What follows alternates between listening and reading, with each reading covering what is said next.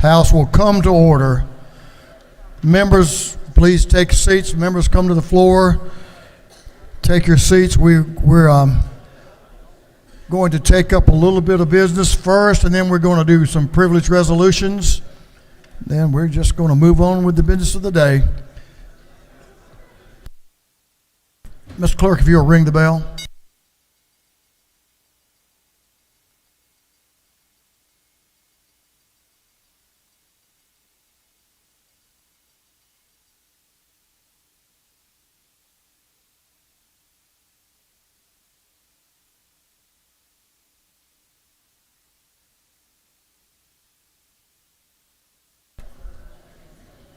All members come to the floor. For what purpose does Whip Burchett rise? To make a motion. State your motion. Mr. Speaker, I move that the House immediately transmit Senate Bill 465, Austin's Law, to the Senate.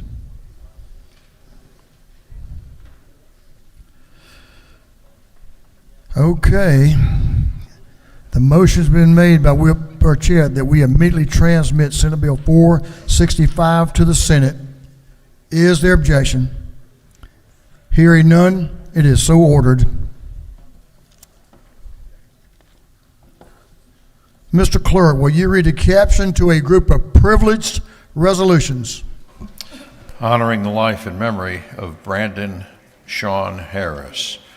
Honoring the life and memory of Geraldine P. Andrews. Honoring the life and memory of Ella Nicole Knight. Honoring the life and memory of James Cone Jimmy Carter, Jr. Recognizing and commending Jerry Leo Spivey. Recognizing and commending Greg Street.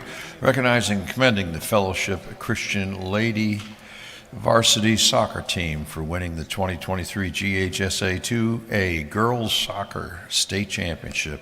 Recognizing and commending the Blessed Trinity Titans Varsity Girls Lacrosse Team. Recognizing and commending Jack Garrett of Blessed Trinity Catholic High School for winning the 2024 GHSA 6A Traditional Wrestling State Championship. Recognizing and commending the Roswell Hornets Boys Lacrosse Team.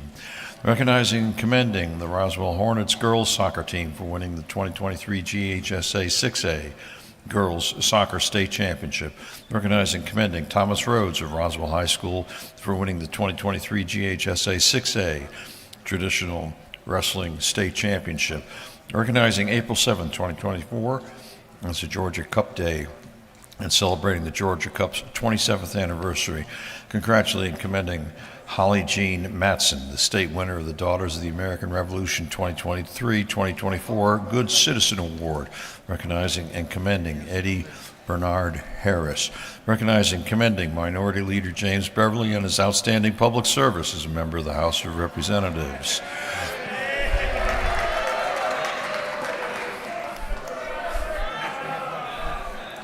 Recognizing and commending the Elbert County Chamber of Commerce on the occasion of its 100th anniversary.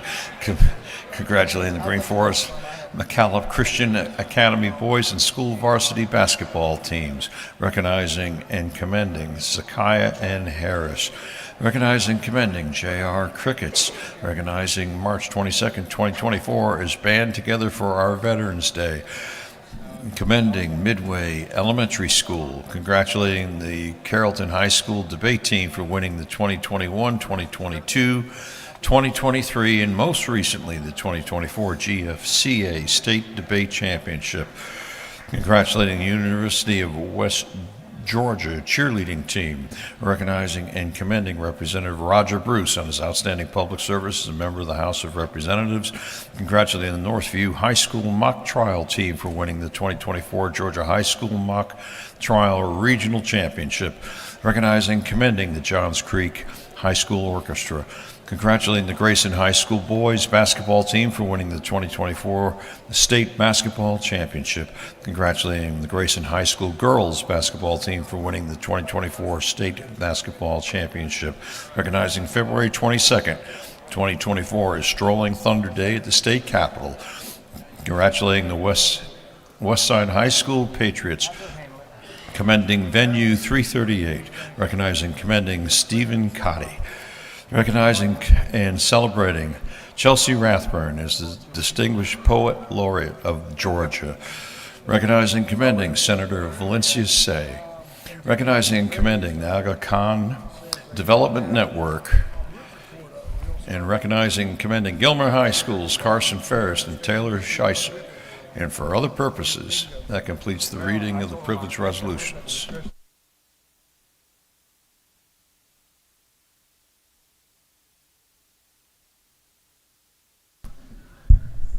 Is there any objection to adopting the privilege resolutions?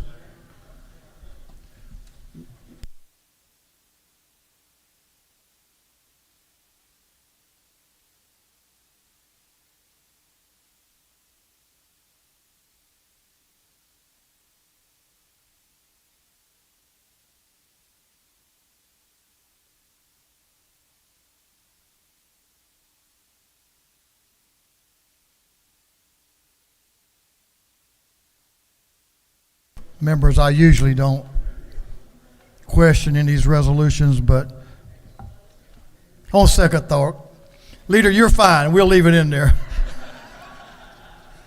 On second thought. So is there any objection to adopting the privilege resolutions? The chair hears none. The resolutions are adopted.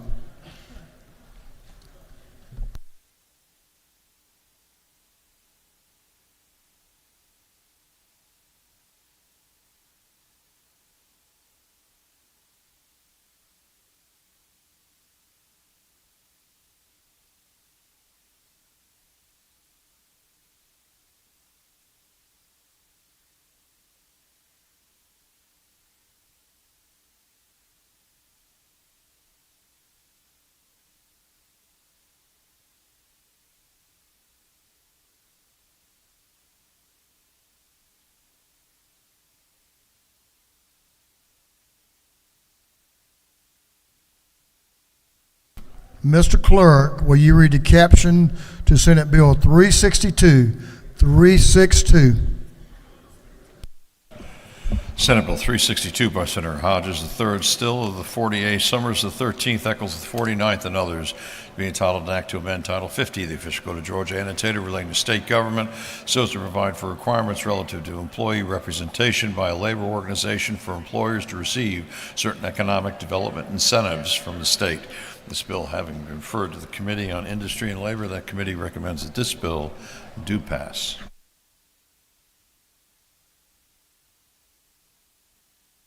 Governor's floor leader, or one of them anyway, Representative Will Wade, is recognized to present the bill. Representative Wade.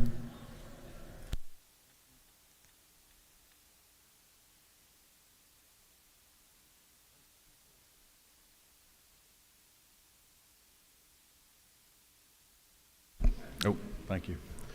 Thank you, Speaker. I appreciate the opportunity to bring Governor Kemp's legislation here, Senate Bill 362. This bill creates an implied term for prospective economic development incentive agreements that requires, as a condition of eligibility for incentives, employers to protect their employees' privacy and choice in the union organizing process.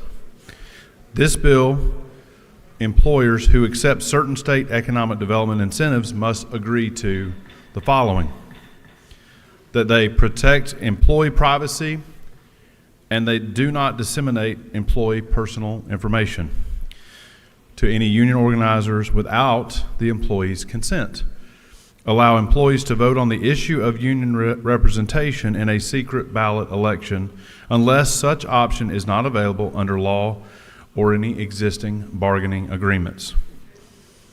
This bill only applies to the following: companies receiving a defined incentive and only at a facility for which such incentives are given, signed after January of 2025.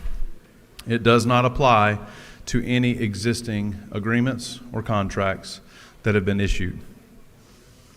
I want to just kind of clear for some folks, I'm here to assuage a few that took umbrage during the committee process, and I want to alleviate that.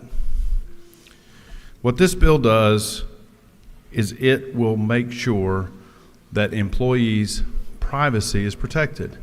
and that when they vote after the labor union process starts, that they will do so in a secret ballot. Now, that is only for those companies that wish to enter into a contract for incentives. It does not apply to all companies at large. Companies can choose to organize under either option as law allows. Again, this bill only applies for those companies that are wanting to receive tax incentives. I think that we have heavily debated this bill. It did pass out of the Senate. It is now here for this body's consideration, and I'm happy to yield for any questions, but I do appreciate your favorable consideration. Gentlemen, yield for question. I do. Representative Roman, right out in front of you to your left. Thank you. Does the gentleman yield? I do. So it says that any employer that does engage in willingly accepting a union in their company would have to pay back what they had received as part of those investment incentives. Would you point out the line specific to where that's? Yeah, look, I saw it earlier. I can find it, but I guess my question is, once I find the line, I can come and find you about it later. Yeah, here it is. It's line 42 through 44. An employer that engages in any activity prohibited by Section B of this code section in the performance of a project shall repay any and all economic development incentives received over the life of such project. If that were to be the case, say for example, a company did do that project, they completed the project, they're done, and then after their contract is over, they choose to willingly recognize a union, would they still have to pay it back even after the fact? Do we know? No, it is clearly based during the life of the project. So if the project has been completed, then that contractual agreement is then no longer in force. Thank you for the question. I'll yield for one more question. Gentlemen, yield for one more question. Representative Devin Seabaugh has a question. Where's Representative Seabaugh to your left? Oh, thank Thank you, Mr. Speaker. Does the gentleman yield? I do yield. Is it not true this bill will protect the workers of our state by protecting the right to privacy from both employers and colleagues? That is true. Thank you for the question. Mr. Speaker, I appreciate our members. I think most of them are very well informed on this bill, and I look forward to their favorable consideration, and I would like to yield the well. Thank you very much. Appreciate it. Gentlemen, yielded the well. The wisdom of the Rules Committee. Our conversation on Senate Bill 362 will be limited by the rule 33.3. There will be 30 minutes for those in favor, 30 minutes for those opposed, up to 20 minutes for the minority report, and up to 20 minutes for the chair's time. We'll begin the first 30 minutes with Representative Kennard. Representative Greg Kennard is recognized to speak to the bill. Thank you, Mr. Speaker. I rise in opposition to SB 362. I agree with Tom Brokaw that the greatest generation are those that were born in the early 20th century. I think they had some qualities that set them apart and helped them to overcome some specific historical challenges in that era. That's the era of my grandparents, and they are textbook pre-boomers. They lived through the Great Depression. They overcame polio. My father contracted polio as a young child, and it was the indomitable, relentless grit of my grandmother that willed him to just a full recovery. They were both active in World War II. My grandfather served in the Navy. He was a pilot, and he served as a mechanic based out of San Diego. And then my grandmother was the quintessential Rosie Riveter, we can do it. She joined the workforce, and along with so many other U.S. women, held the U.S. economy together during the war. The greatest generation indeed. After the war, my grandfather moved back home to Fort Worth, Texas, and a few years later they moved to Georgia, and that started our Georgia journey here. They moved to Georgia for two reasons. One, my grandfather took a call to ministry and became the pastor of Dallas Assembly of God in Paulding County, where he served for about a decade. And then he came to Lockheed as a worker. He was attracted to the work. He was a pilot. He was a mechanic. And so he became a part of the union workforce at Lockheed. My grandfather was a natural leader, so he became the chairman of that union force, and it was a win-win. It was a very comfortable living for our grandfather. It was a competitive wage. There were good benefits, and it was a win for Lockheed because my grandfather was a very skilled and talented worker. As a matter of fact, my uncle just retired from Lockheed, where he served just shy of 40 years, and he worked also as a labor union worker as well. It was a win-win for him. It was a win-win for the company, who got a great and talented and skilled worker.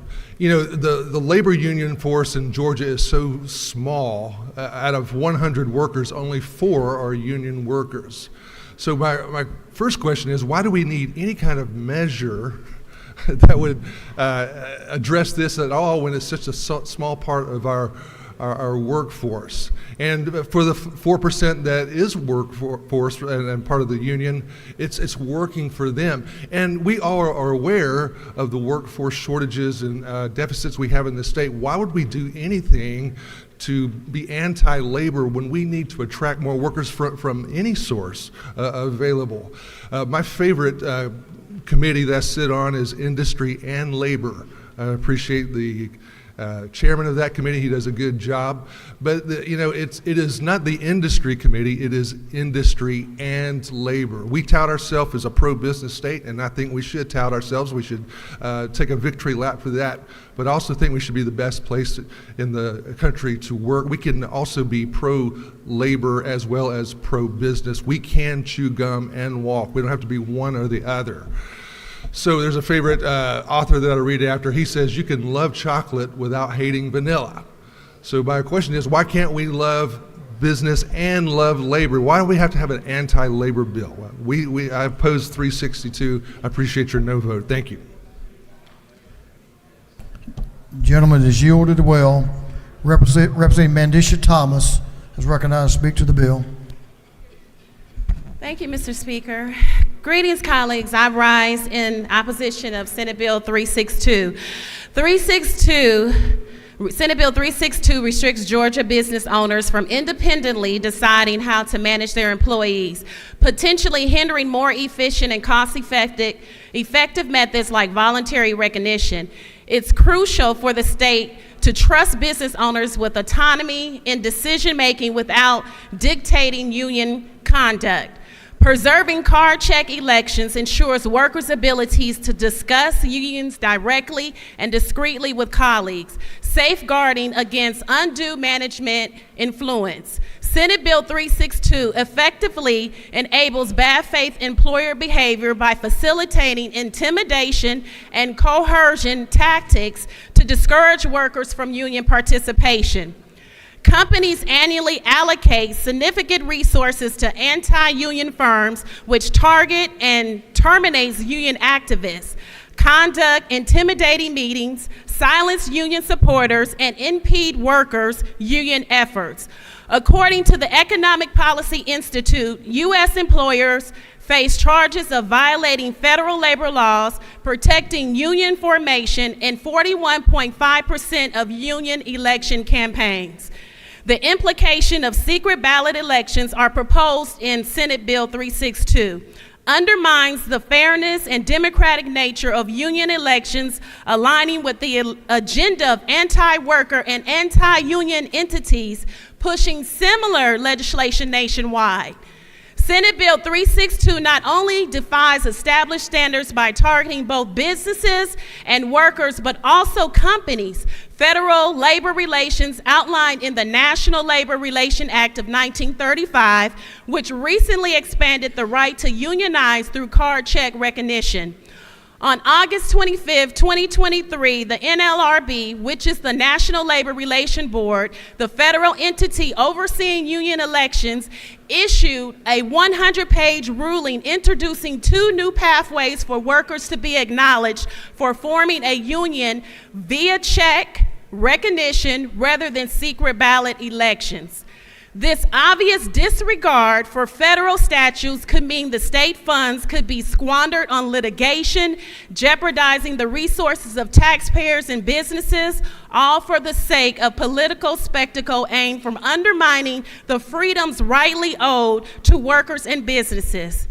Advocates for Senate Bill 362 argue against the perceived undue influence of union organizers during the union formation process.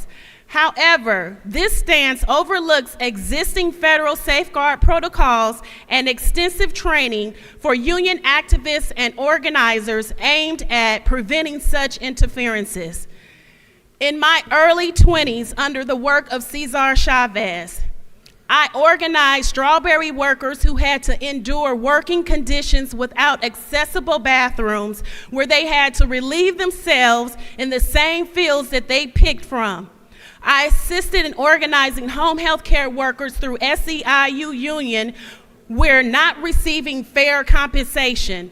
I do not believe that we should tolerate unions being mishandled and misclassified, considering their vital role in supporting hundreds of thousands of workers across this great state of Georgia.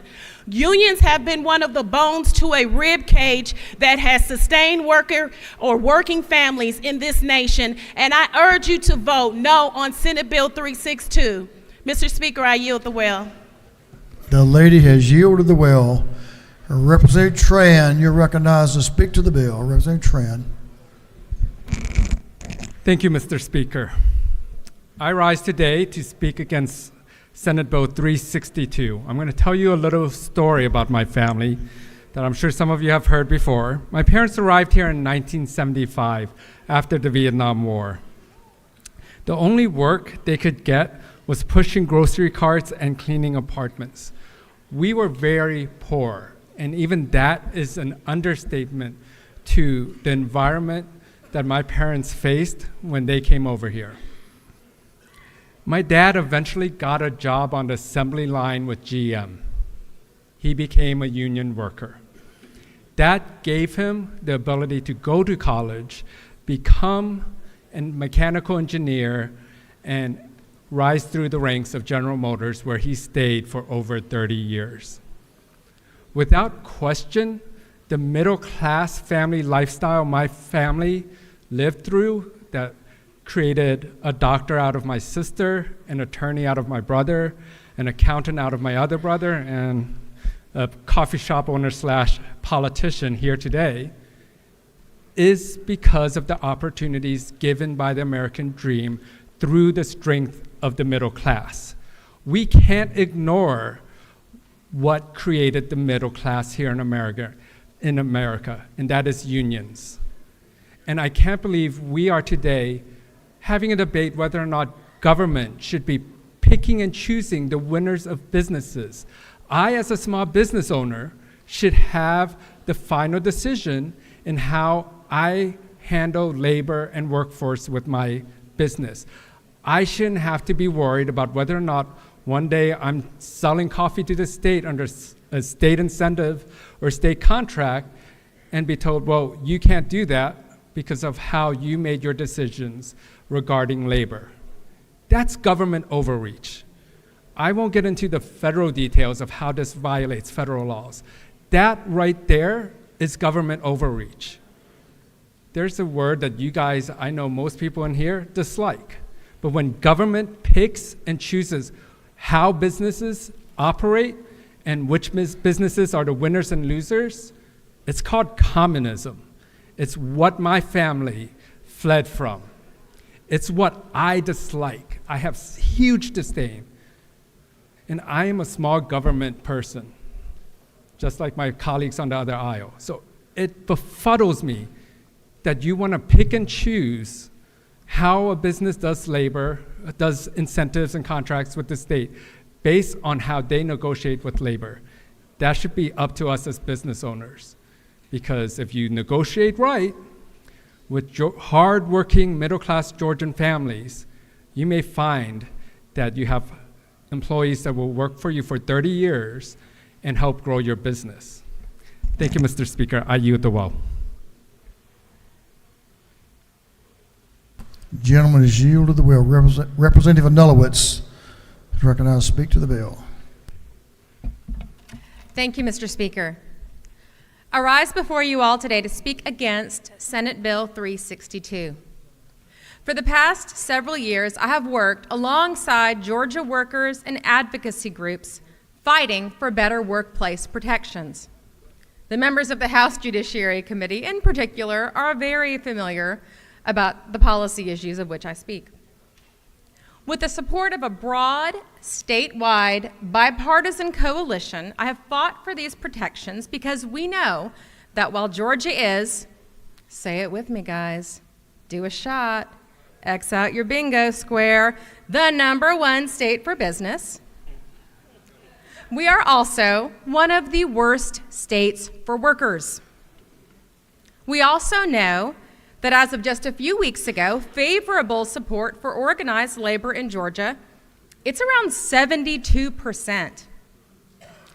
72% of Georgians have a favorable opinion of organized labor.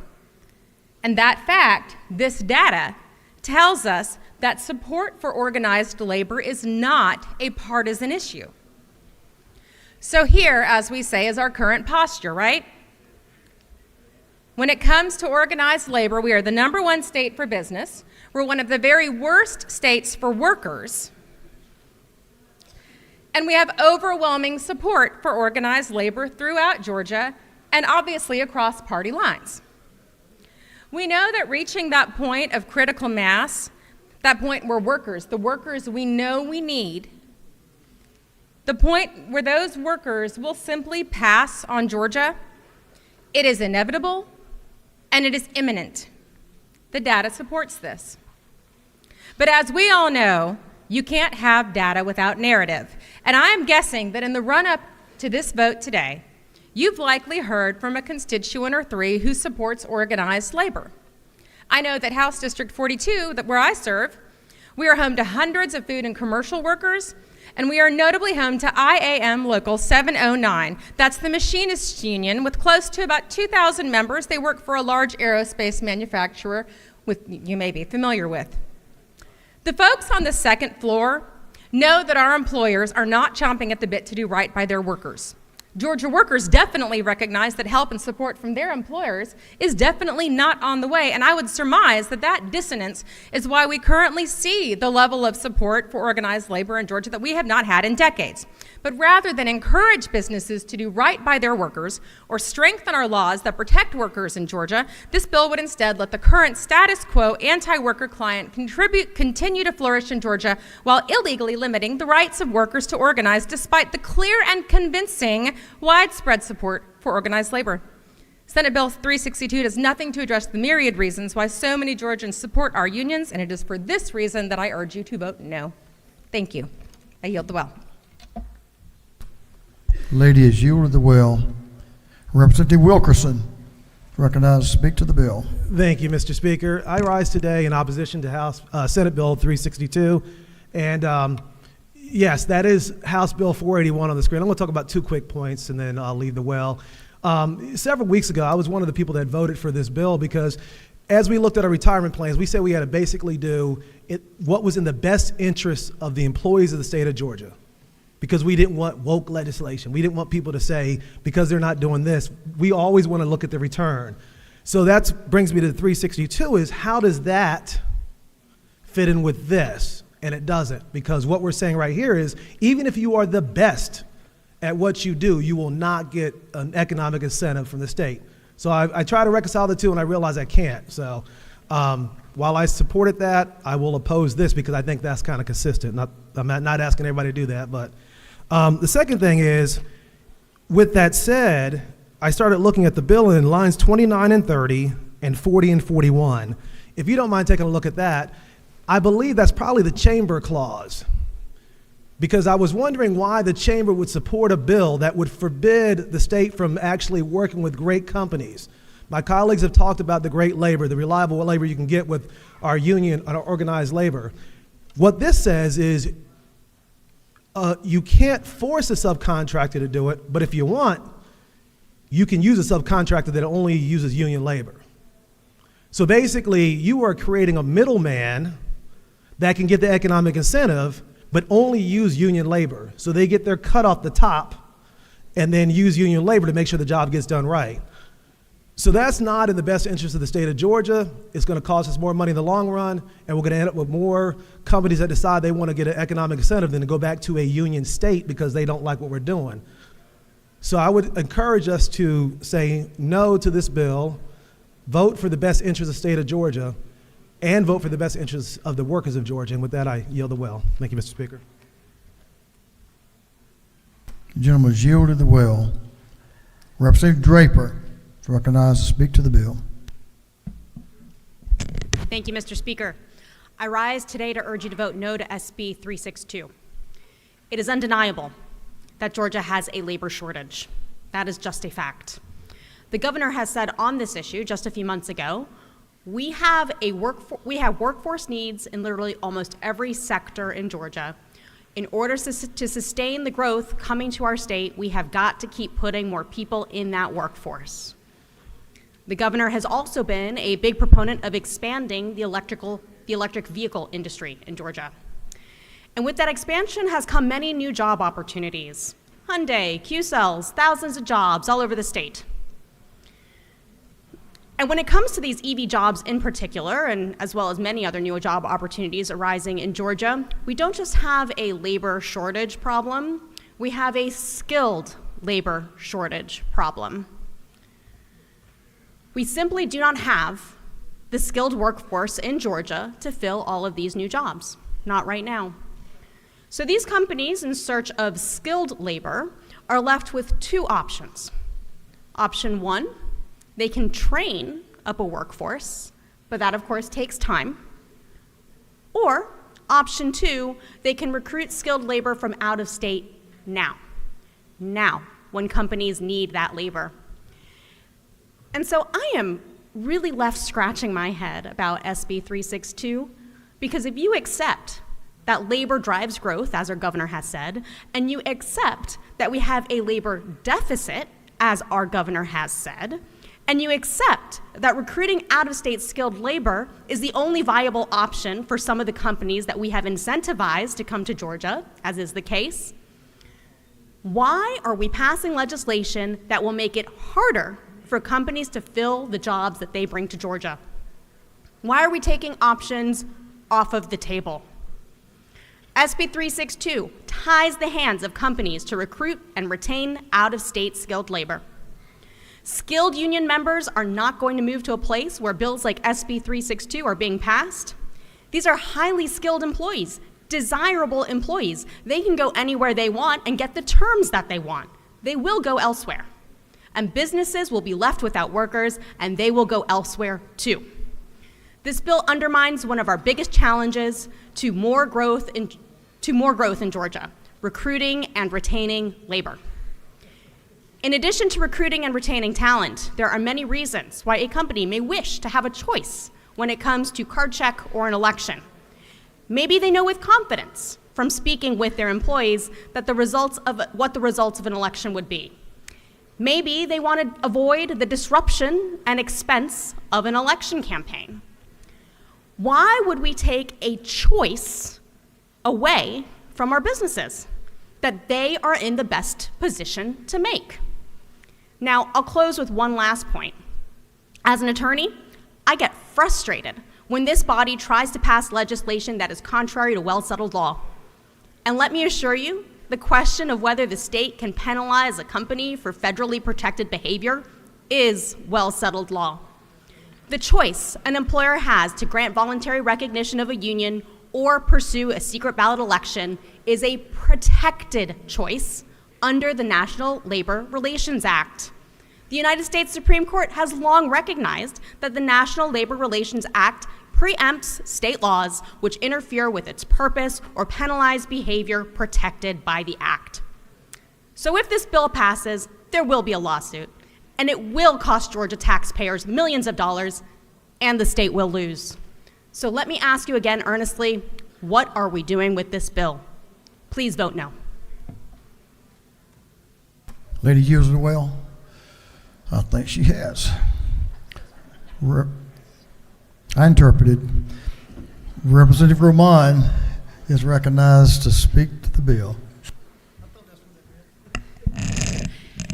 Thank you, Mr. Speaker. Colleagues, I rise today in strong opposition to Senate Bill 362. In Georgia, the minimum wage still on our books is $5.15 an hour from 2009. Technically, it's $7.25 because of federal law. Either way, back then the average cost of a home was around $200,000. Today, it's $410,000. To really hit home, a person has to make about $20 an hour just to afford rent, yet our minimum wage hasn't changed. Gas is sometimes almost double the cost of what it used to be in 2009, yet the minimum wage has stayed the same. This doesn't take into account the skyrocketing cost of education, food, healthcare, and the myriad of other things people need just to get by. We have people working 2 to 3 jobs and still cannot afford to live. And this isn't just recent or due to inflation, which has been a global phenomenon and which we've fared far better than most around the world. No, this is specifically due to the fact that we have put workers last at every turn. In Georgia, we pride ourselves on being the #1 state to do business, but unfortunately, in our singularly focused efforts, we left behind our most precious resource, our people. So much so that we now rank last in healthcare. Last. So why then are we, with this bill, now telling companies that if they choose to willingly give their workers an opportunity to advocate for themselves, we will punish them? Who does this help? And I know some of you are going to say this is a privacy thing and that this is a big deal and we need to protect workers' privacy, but the reality of the situation is this goes way beyond that. This doesn't help Georgians. We should be incentivizing companies that care for their workers, not punishing them as this bill does. And I want to repeat, the world is very different from 10 to 20 years ago.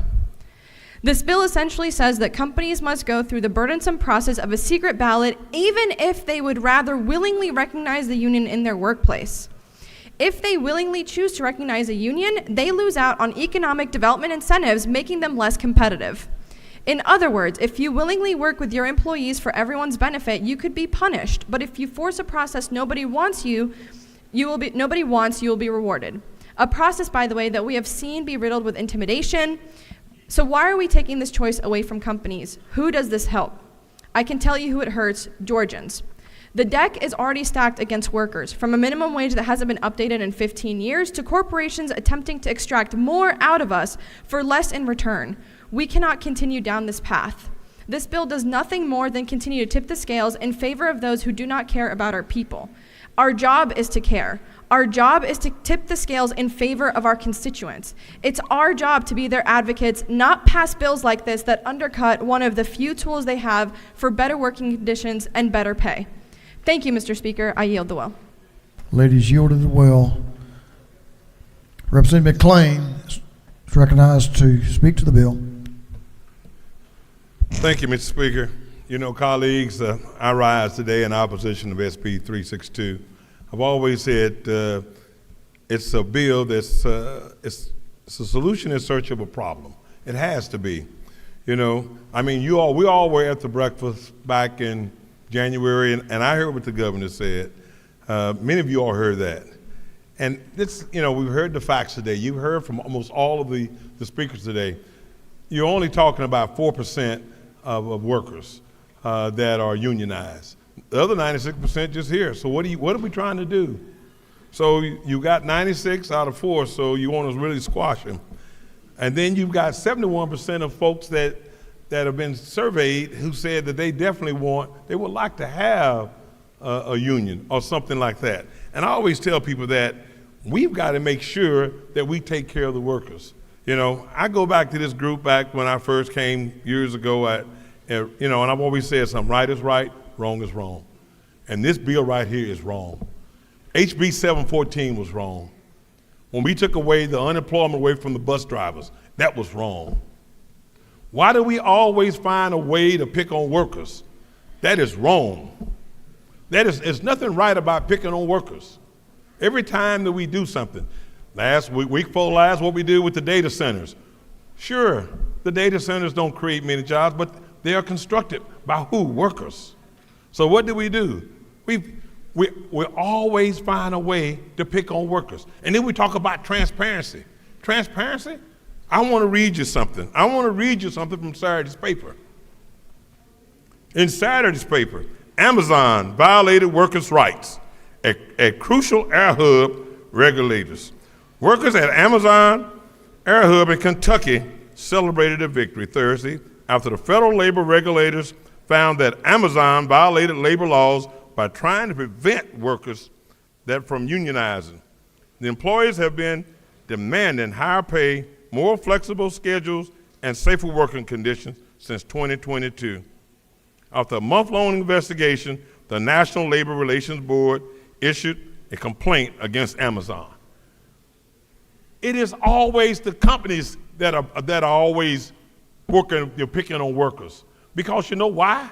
Because they are the ones where the workers have to go. If you're going to join a union, this is a right-to-work state.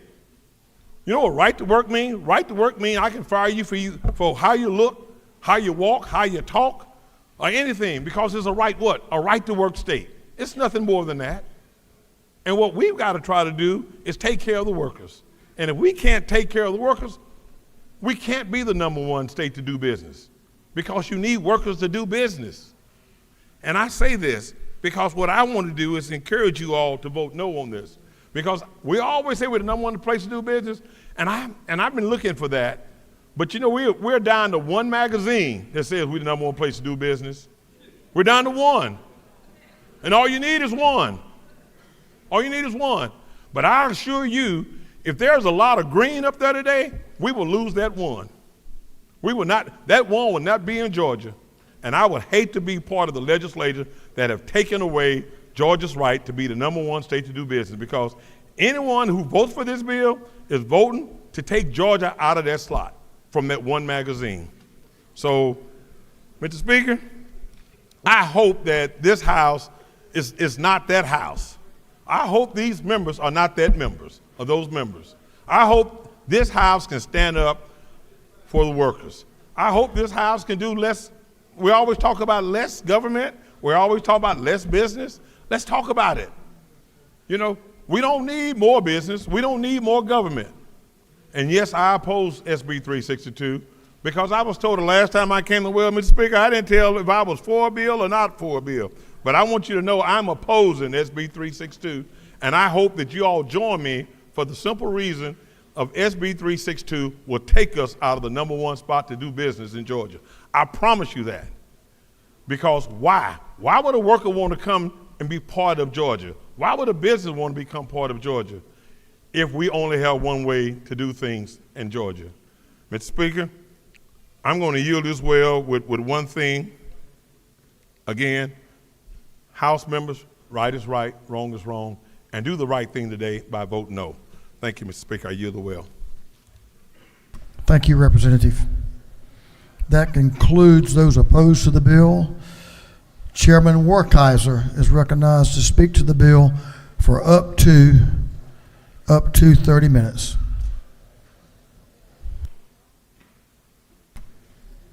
Representative Werkheiser. Thank you, Mr. Speaker. I have got a bombshell for y'all. But let me back up. So, as I'm about to prove, I'm not a very good speaker, so I've got to make up for it in research. And so, we spent several hours on this in Industry and Labor, and was working on this last night,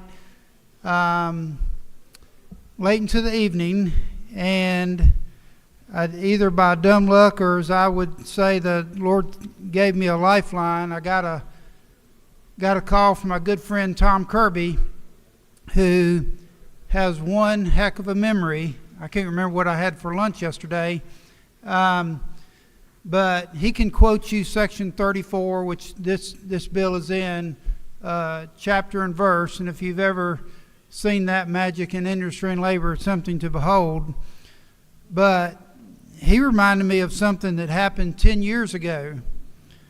So I'm going to ask you, if you're a Republican and you were in this body in 2013, stand up. If you were in this body and you're a Republican in 2013, stand up. It should be 19 of y'all. And Chairman Green and Colonel Hitchens, you can sit down.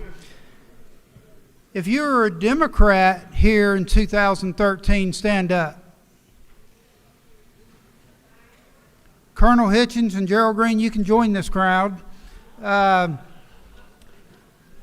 Those were the yay and nay votes on House Bill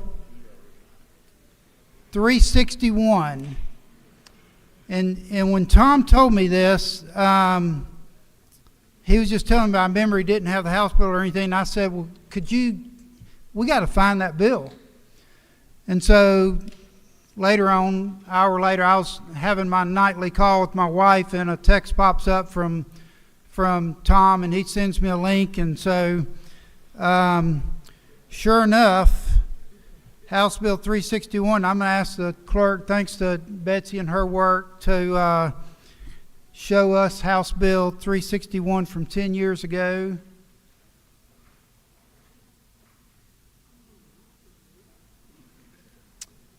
And it's going to be a little hard to read, but Section 2, I think it's line 43, says that card checks are not legal in Georgia.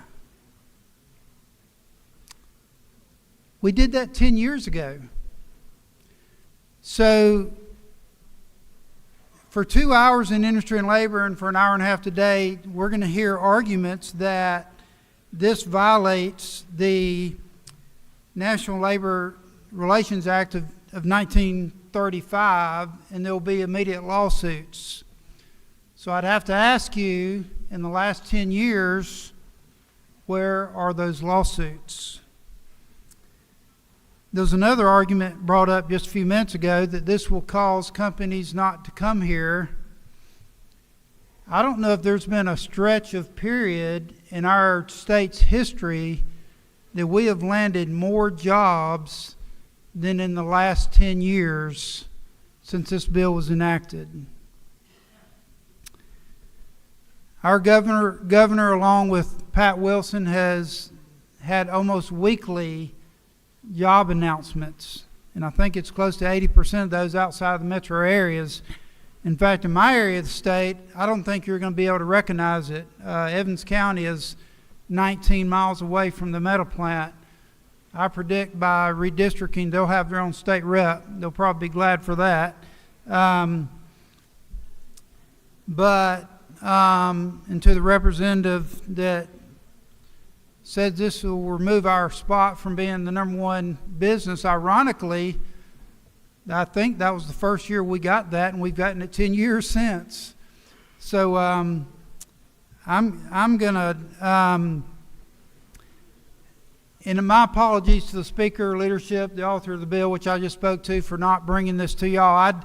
Again, this was finished my research about midnight last night, and still, bills are written in legalese. I could not wrap my head around the fact that we had passed this 10 years ago. So I called my good friend Ed Lindsay, who authored this bill, and we played phone tag this morning for a while, and finally came to my office about 9:45. And Ed Lindsay was the chair of this, was the author of the bill. Mark Hamilton, who was chairman of Industry and Labor when I first came here, was the second signer. Barry Fleming was the third signer, and then Tom Kirby. So the top three were actually in this building today. So this bill passed on, we're celebrating the 10-year anniversary of this just last week. Went over to the Senate. As they usually do, they mess with our bills and not use in a good fashion, so it came back to us we insisted and ended up getting the House version, and the governor signed this into law on May 6, 2013. So we're in an interesting position. We could actually light that board up red and it would still be illegal to do card check if you're a union. So what we're really doing is eliminating all these arguments that we're going to argue about. And this bill is really just putting teeth into it that says that if you want to be a union in Georgia, forget the card check, secret ballot argument, because that was settled 10 years ago. But if you want to come here and be a union, then you would lose the incentive. So that's really what we're voting on. And so with that, Mr. Speaker, I'll yield the well and allow others to speak. But just wanted to give us some historical perspective. Thank you.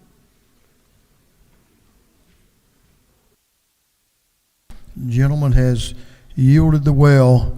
That completes those speaking in favor. Is there any objection to the previous question being ordered? Chair has done. The previous question is ordered.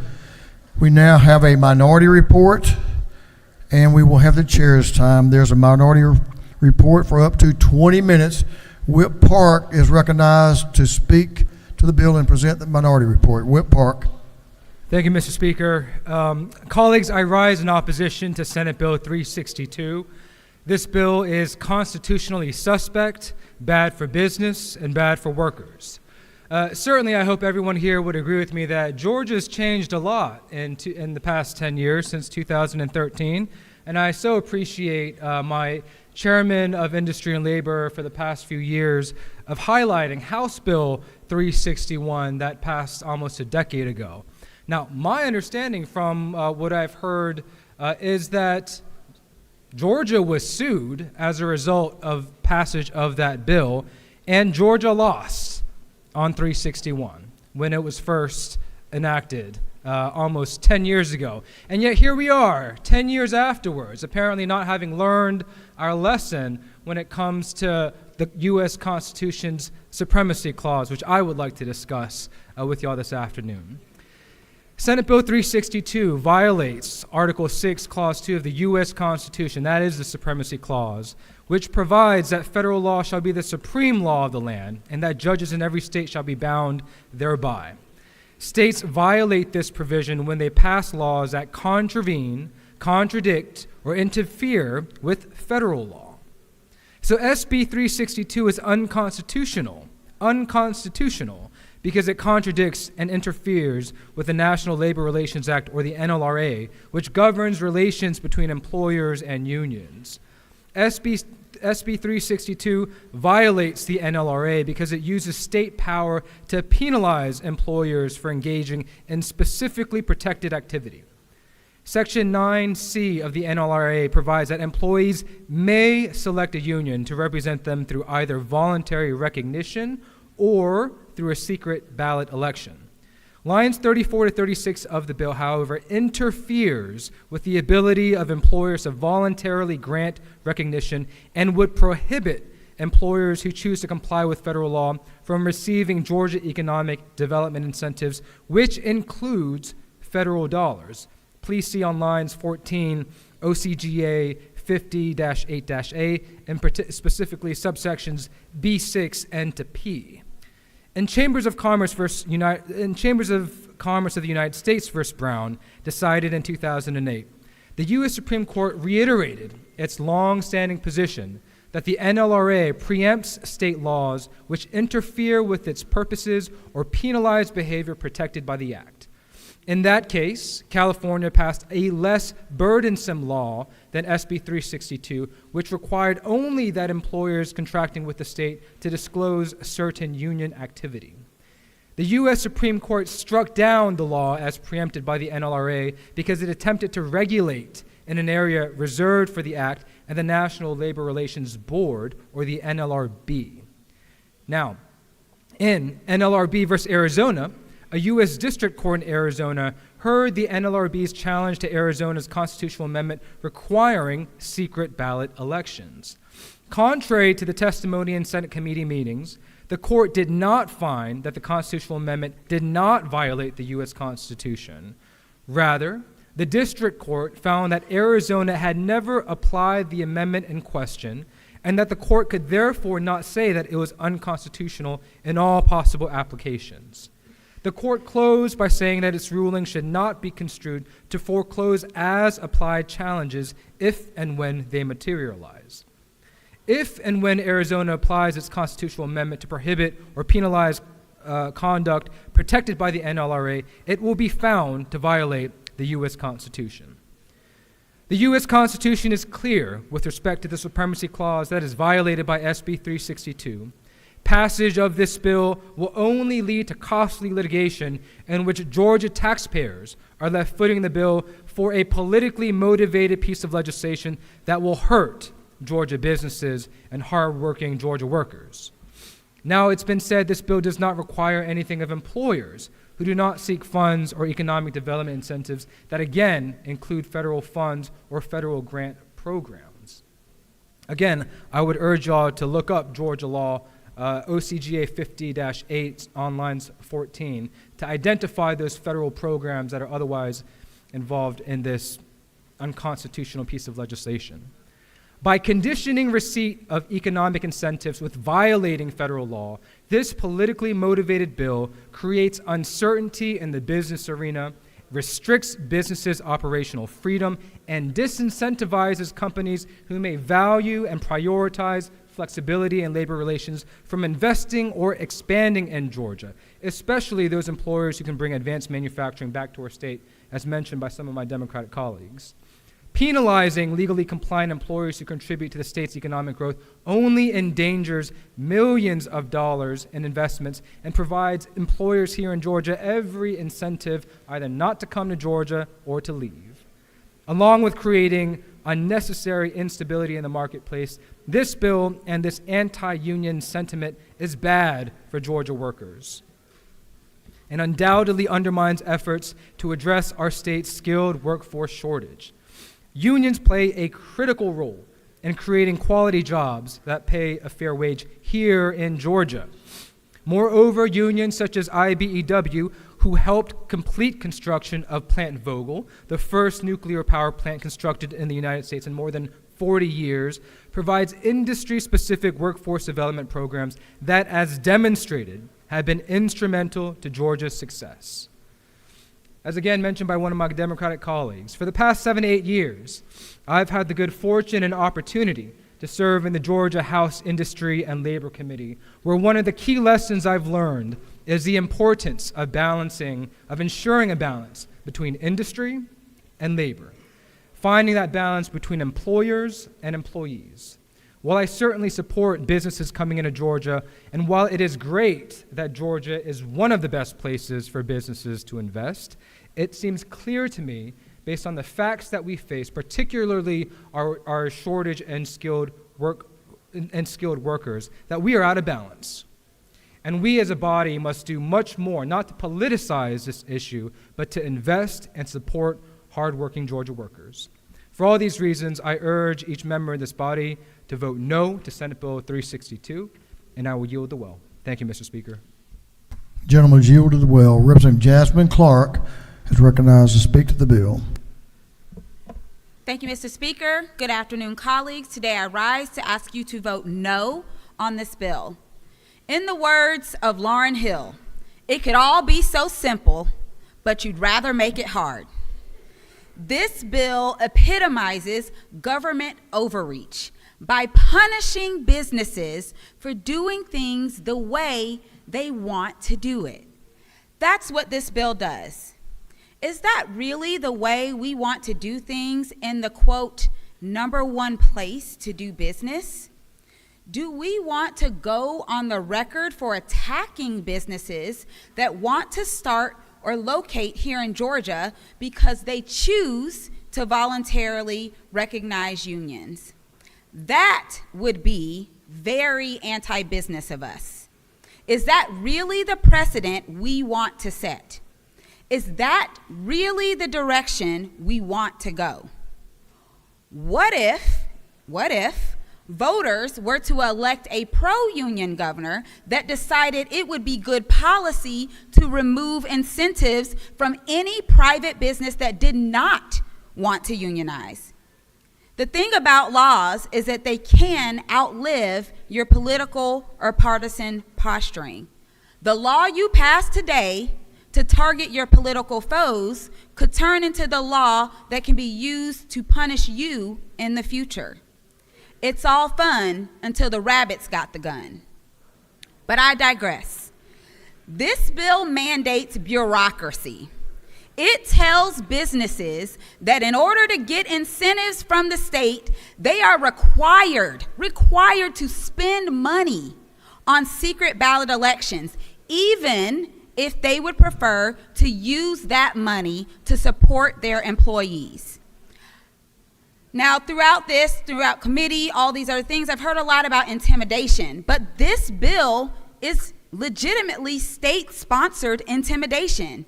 It actually borders on being straight up bribery, threatening to financially punish businesses that are supportive of unions. This is a job-killing bill. People looking for a business-friendly state to locate may second-guess going to a state that tells them how to spend their money and how to run their business. Finally, this bill is an anti-worker bill. As we saw during the height of the pandemic, businesses are only as strong as their workers. Workers are the engine that drives business. Without an engine, where are you going? If you go anywhere, I promise you're not going far. This anti-union measure actively harms Georgia's economy. See, the thing about Georgia is it's already hostile to unionization. And the result of this has been horrible for Georgia's economy. You want to talk about fun facts? Did you know that according to the Bureau of Labor Statistics of Georgia, Georgia has one of the lowest median earnings for full-time workers in the country. This actually tracks with other anti-union states. So, regardless of how you feel about unions, I'm curious, why would we vote for less money for our constituents? I don't know about you, but I want my constituents to be able to thrive. Because when people go to work every day and still can't make ends meet, they aren't going to bring their best. And this tracks with Georgia's hostility towards unions, as Georgia has a high quit rate that surpasses the national average. I have firsthand knowledge of how unions offer livable wages because I raised my family on union wages. So I'll wrap up by saying this. Georgia is already a right-to-work state, and those policies have already put our constituents in a position of making less money doing the same job as someone in a pro-union state. This bill goes even farther by impacting a way a new business spends its own money and disincentivizes and punishes employers that support workers' right to unionize. It mandates bureaucracy and costly elections. It kills jobs. Y'all, it could be so simple. Let's not make it hard. Support hardworking Georgians that send you here to represent their interests. Please vote no on SB 362. Mr. Speaker, I yield the well. Lady has yielded the world. Representative Glaze is recognized to speak to the bill. Representative Lydia Glaze. I only stand here as a union worker, probably only 4 in this august body. I got to work for 4 years as the labor liaison for United Way of Greater Atlanta to take care of our union members. I didn't see them as union members. I see them like I see my colleagues in here. People who need our help at different points in time. People who bring their skills and services to work every day and leave everything on the table inside of their workplace. I rise today in opposition of SB 362, this anti-union bill. Where is it happening? In the state of Georgia, where it's only 4% density of union workers, where we're #1 place in the whole United States to work, and we're worried about 4%. Why? Why are Georgia businesses now going to have to lose a subsidy if they voluntarily recognize unions? My question is then, what are unions? What is it that is so bad about unions? I only remember that they were the bedrock of progress for the entire United States. I don't know anybody who could go against that. What have been the outcomes? They have built cities. They have built families. They built neighborhoods. They built what we know now are major businesses.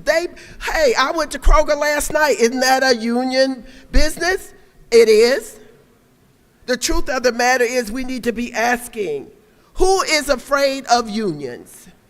Who's afraid of unions? Who's afraid of the people who look like us, who walk and talk like us, who do the business of Georgia like us, who go to work like us every day? Who's afraid of them?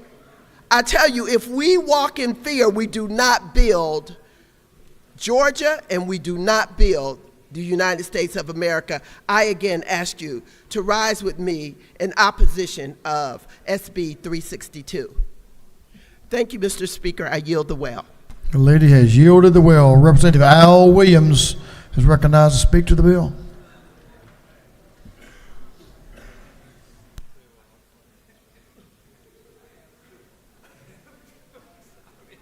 Representative Williams, hate to break up your nap. Thank you, Mr. Speaker. 5 minutes. Takes me 3 minutes to walk up here.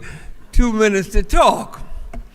Once again, I'm the only rural legislator in opposition. We never get a chance to talk, but most of the manufacturing is located in rural Georgia. So I'm not going the route that my esteemed colleagues did. I'm going to go down history. I'm an amateur historian. Mine is strictly personal. You've heard the facts, the figures, or whatever, according to which end you believe and whatever, but I do know this, that there's not an individual in the Georgia General Assembly. There are a lot of them that worked on union jobs longer than Al Williams, but ain't nobody here has supported unions longer than Al Williams. I walked my first picket line in 1965. So I think I have a right to say something, and it's a whole lot more than 5 minutes, but I'll cut it down and say this. Personally, I think there's a great balance between labor and industry. There must be. And we've demonized in Georgia for so many years the word labor. Should not be demonized. I think of labor, I think of a little boy named Al Williams in Liberty County whose daddy worked hard. Asking him for a dime, and he's going in his pocket, and I'm tiptoeing to look in his hand. And when he finds the dime, I ask him, "What's that, Daddy?" It was beside the dime. And he showed it to me, and it was what we call Babbitt at the time. It had the name of a company on it and could only be spent in that company store. The Constitution of these United States plainly states that the money will only be printed and minted by the United States government, yet my daddy spent a significant portion of his working career being paid in tin money called Babbitt. Historically, unions have brought us from the depth of poverty and created in general in this country, but in particular among African Americans, a middle class. During the great migration from the South, simply because there was no money to be made, folk went north. I have uncles that didn't go north, but I can never forget the sleeping car porters under A. Philip Randolph, when all sleeping car porters were called George. And they formed a union primarily to be given the right to wear a name tag and be called by their name. And that's when the name George disappeared from Pullman Porters. I can remember bringing it closer to home when legendary leaders like Bill White in Savannah, Georgia, president of 1414 of the Longshoremen's Union, stood for getting people registered to vote. And this terrible union leader, all he required was that you have a voter registration card where your name was called to go work on the waterfront.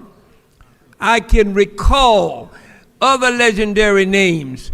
People like Bill Lucy, who happened to be a dear friend of mine, just stepped down as head of the Congress, of the coalition of black trade unionists, the longest working president of a trade union in America. Lucy just stepped down. Dear friend, who worked for the rights of workers.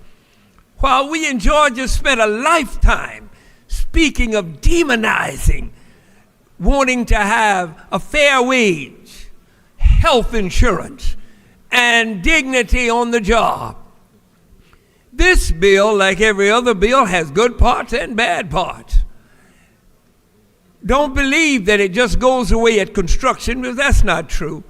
I've done too many of these contracts. They usually last the life of the allocations you've made. When we talk about tax abatements, etc., that's for the life of most of the loans. This could be 10, 15, 20 years that we can punish somebody for letting a union come in. Listen, I made a living as an independent businessman and a consultant. So this does not directly affect me. This is strictly from the heart. Everybody deserves the right to a good living. You don't have to talk about quick start if you need folk who've been trained by unions. The light is red. One day when I have some time and my caucus decides I can talk long enough, I'll tell you the rest of that story. Thank you, Mr. Whip, for my 3.5 minutes. Mr. Speaker, I yield the well. Representative Williams, I look forward to getting together with you and hearing the rest of the story at some point in time about a lot of things. That concludes those opposed, concludes the minority report. We'll now hear the chairman's time for up to 20 minutes. Chairman Werkheiser is recognized to speak to the bill. Chairman Werkheiser. Thank you, Mr. Speaker. I'll be brief and yield most of my time, but I want to talk about the process just for a couple of minutes. When this bill came to my committee and heard a lot of discourse about in the Senate, it was rushed through. They didn't get a chance to say their piece, and I assured them that everybody that had something to say would get that opportunity. So we had more than a 2-hour hearing and heard this bill. And again, like I mentioned earlier, I like to do research. So this bill is very similar to the bill that was passed out of Tennessee a year ago. So through one of our associations and a contact I had, I contacted the legislature in Tennessee and actually got further up the chain than I thought. The chief counsel for the Speaker's office let me know that it's been a year since the bill's passed. There has been no litigation with the National Labor Board. So if the state of Tennessee contacts you, I may or may not have committed that you owe them one. With that, I do have an interesting proposition for you. If you're against this bill, a few minutes ago, you might want to vote for it, because what I've said 10 years ago, since we made card check illegal, anytime you pass a bill, you do away with the previous bill. So if you vote for this bill, it would only make card check illegal if you took incentives. So this would be a stronger union bill than the bill they passed in 10 years. So there's a proposition for you. And with that, I'm going to yield my time to Sue Hong. Gentleman is yielded well. Representative Hong is recognized to speak to the bill on part of the chairman's time. Representative Hong. Thank you, Mr. Speaker. Thank you, Chairman. Chairman has pointed out important points, so I won't take too much of your time, but I wanted to make sure and clarify certain points about this bill. Number one, nothing in this bill stops a union from being formed.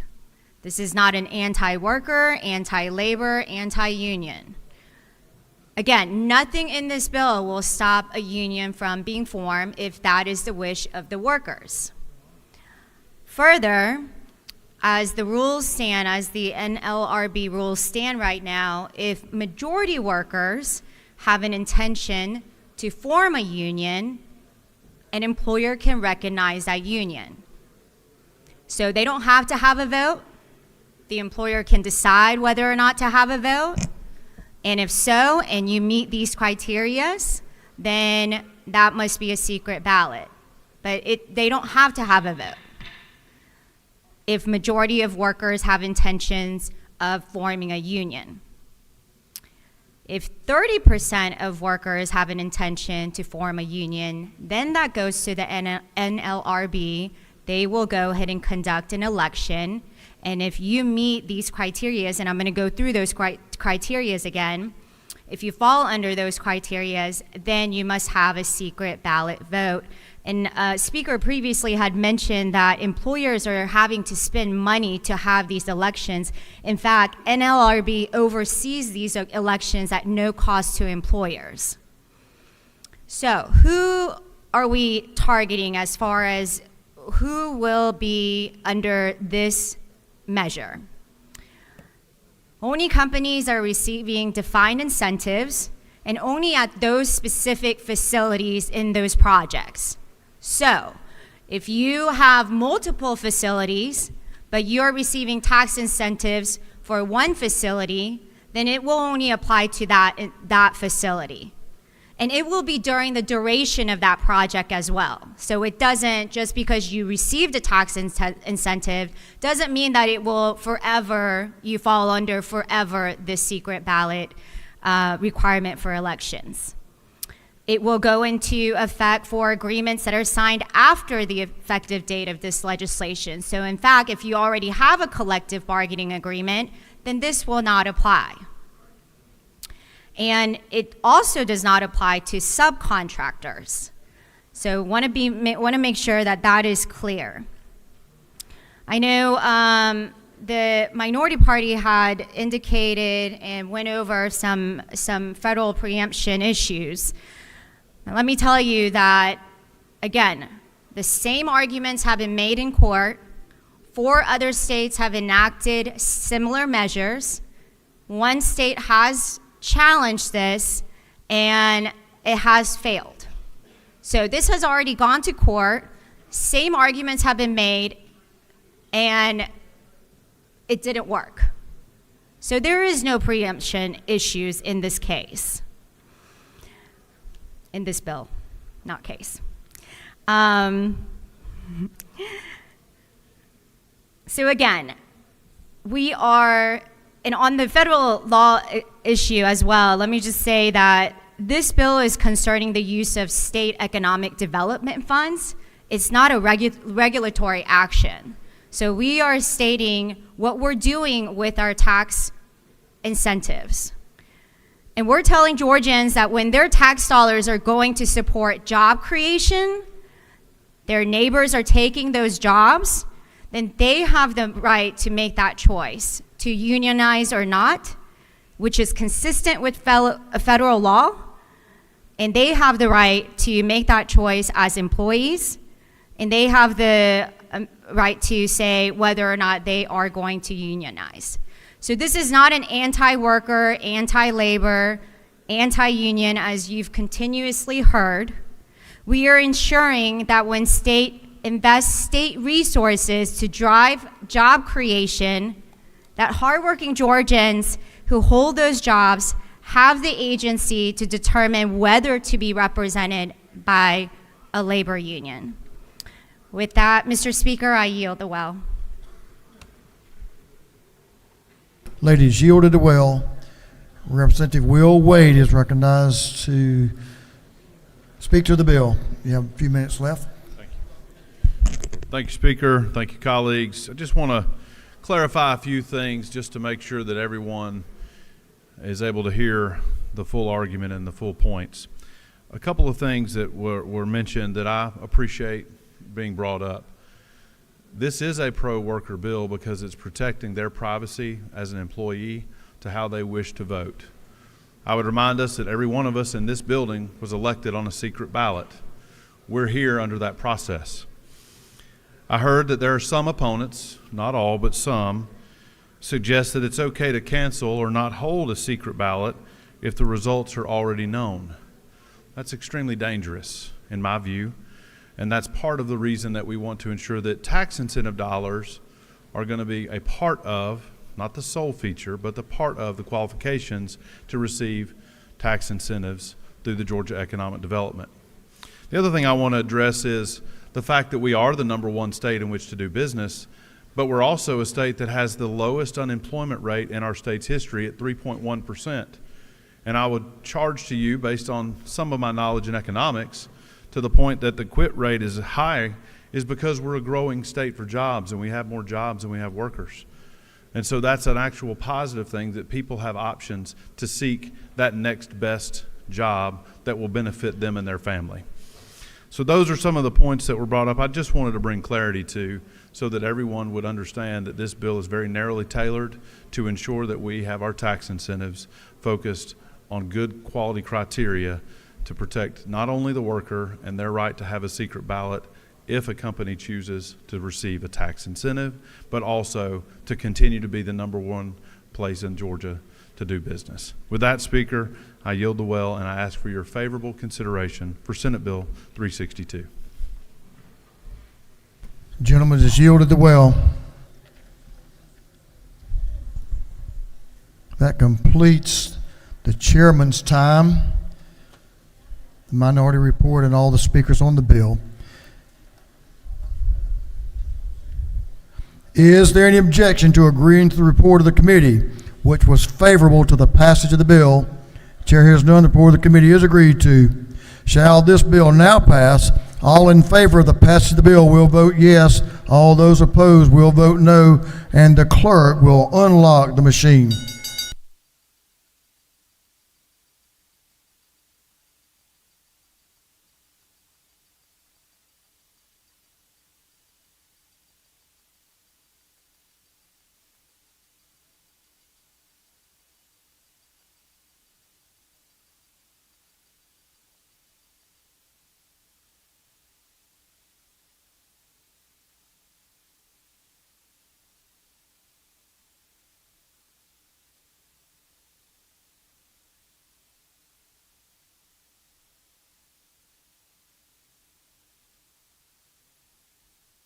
Have all members voted? All members voted. For what purpose does Representative Jenkins rise? Parliamentary inquiry. State your inquiry. Is it not true that I'm probably the only or one of the only members of a union in this body as an employee of a union company? And this bill will in no way affect the employee's ability to unionize if that's what they want to do at their company. And it actually protects workers. I'm sure the gentleman speaks the truth, knows what he speaks. For what purpose does Representative Roberts rise? Parliamentary inquiry. State your inquiry. Isn't it true, Mr. Speaker, that I've lost count how many times I've objected to the majority party passing bills they know will result in expensive litigation, the burden of which will be paid for by Georgia taxpayers? I'm sure the lady's keeping a good count.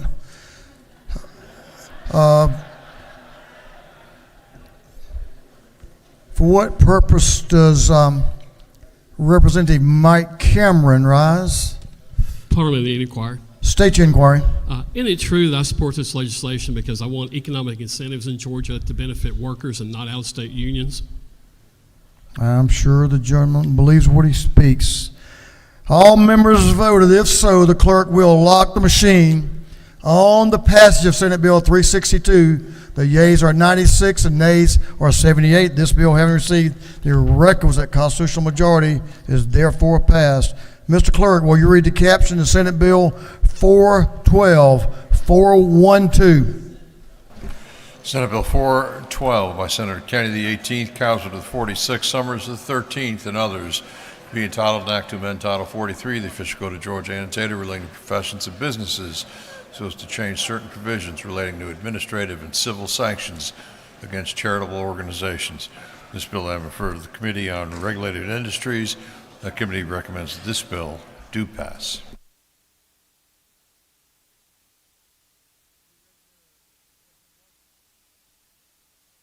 The gentleman from down in Bibb County, Representative Dale Washburn, is recognized to present Senate Bill 412. Representative Washburn.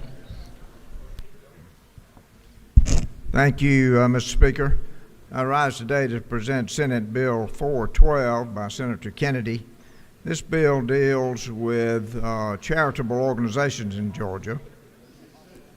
Most always, our charitable organizations do good work, but unfortunately we do have some bad actors. And this just, the purpose of the bill is to raise the fines on them for a single violation from $250, which is obviously a very small fine, to $10,000, and for multiple violations up to $100,000. This is a good bill because bad actors in the nonprofit business that are taking money from honest Georgians need to have punishment that is a little more painful than what it currently exists. And with that, Mr. Speaker, I will yield for any questions.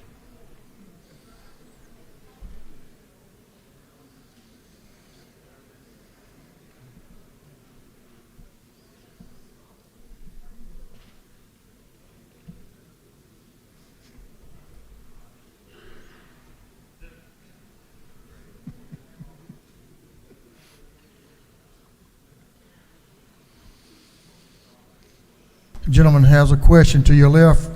Representative Kennard is recognized for a question. Does the gentleman yield? Yes, sir. Can you give me a specific example of this kind of infraction of a bad actor that this bill would address? Well, thank you very much for that question. Actually, we do have an example of an organization that was collecting money, and they ended up collecting, I believe it was $121,000 when they were found to be doing what they were doing was wrong by the Secretary of State's office. They were fined two fines of $250, which amounted to $500. And so obviously it was a very profitable operation for them to continue to collect that money and be fined only that small amount. The gentleman has no further questions. Thank you, Mr. Speaker. I'll yield the well. The gentleman has yielded the well. Is there any objection to the previous question being ordered? The chair hears none. The previous question is ordered. Is there any objection to agreeing to the report of the committee, which was favorable to the passage of the bill? The chair hears none. The report of the committee is agreed to. Shall this bill now pass? All in favor of the passage of the bill will vote yes. All those opposed will vote no. And the clerk will unlock the machine.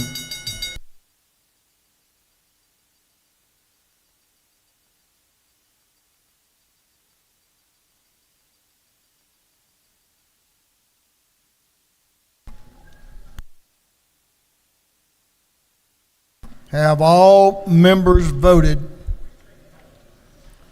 All members voted. If so, the clerk will lock the machine. On the passage of Senate Bill 412, the yeas are 173, the nay is 1.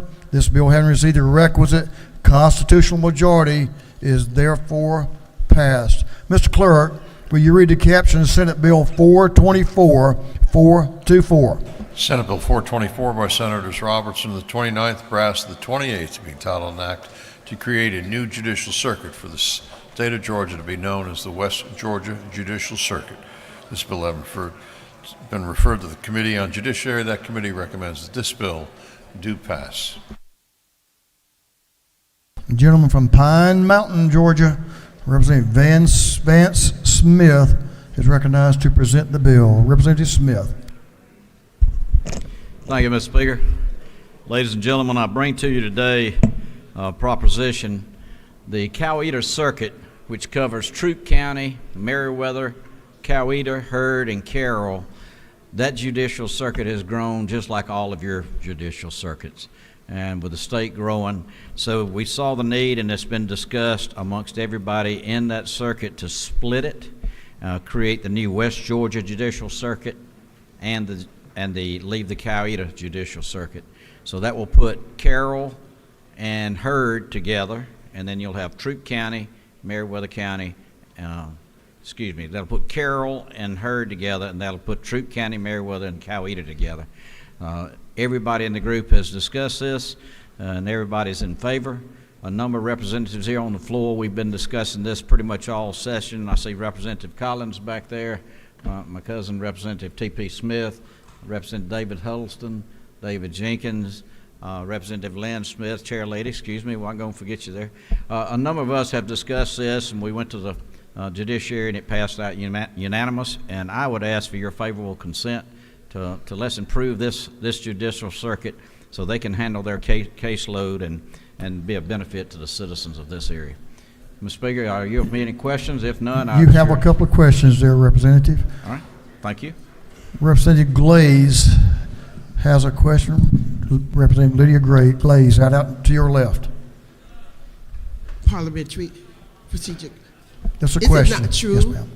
Is it not true that Representative Mandisha Thomas and myself are in this same Coweta delegation?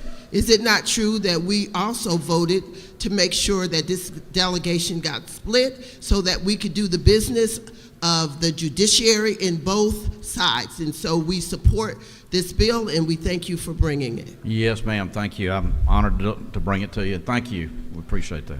You have one other question from a member of the Smith caucus that you missed. Representative Tyler Paul Smith to your left. Thank you, Mr. Speaker. Does the gentleman cousin yield? Yes, sir, I sure do.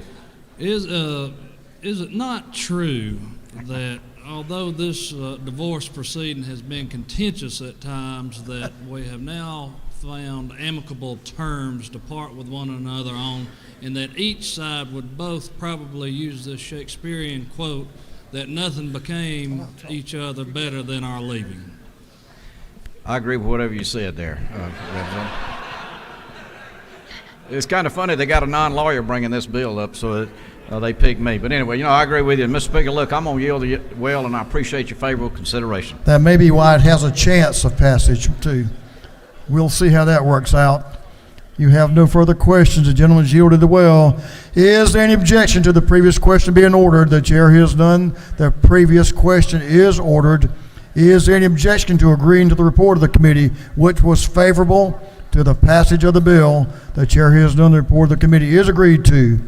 Shall this bill now pass? All in favor of the passage of the bill will vote yes. All those opposed will vote no. And Mr. Clerk, will you unlock the machine?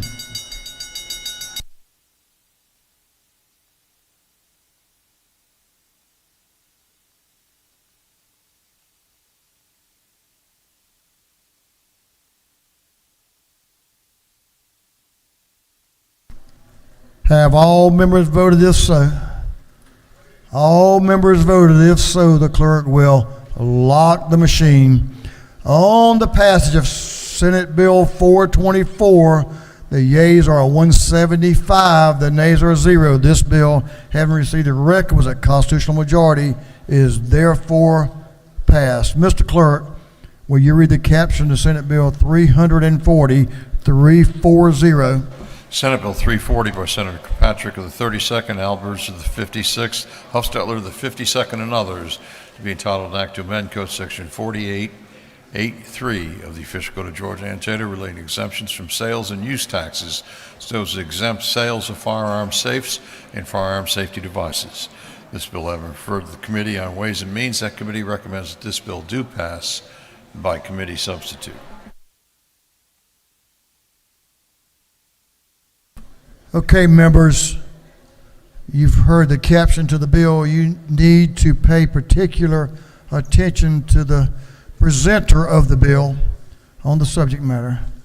So with that, I'll recognize Representative Joe Campbell to present Senate Bill 340.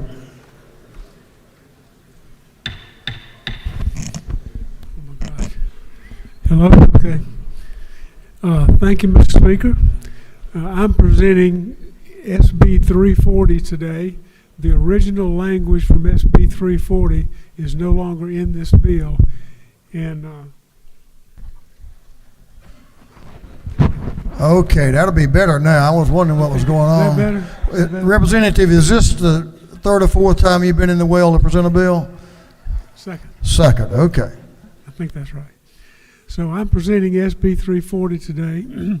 The original language from SB 340 is no longer in this bill, and we want to thank Senator Kirkpatrick for working with us in helping us with this, and we appreciate it.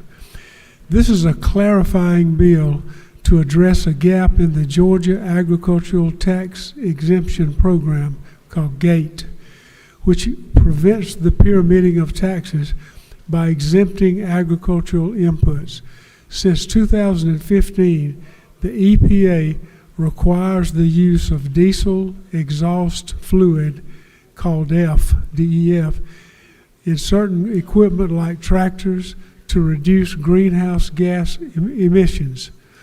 This product is a mandated input and the equipment will not operate without it. Because this is a relatively new product, it's not explicitly addressed in current law, although it is well within the spirit of the GATE program. Both Department of Revenue and the Department of Agriculture are supportive with this inclusion, but would like it spelled out in code to clarify for both producers and those auditors that administer the program. DEF is a fuel additive that reduces carbon emissions. DEF is required by federal regulation. It's mandated. They have to use it. And Mr. Speaker, that sums up the program, and so I ask for your favorable consideration. Did you yield the will, or you're going to take a couple of questions? I'll yield the will, that'd be fine. Amen. Gentlemen's yielded the will.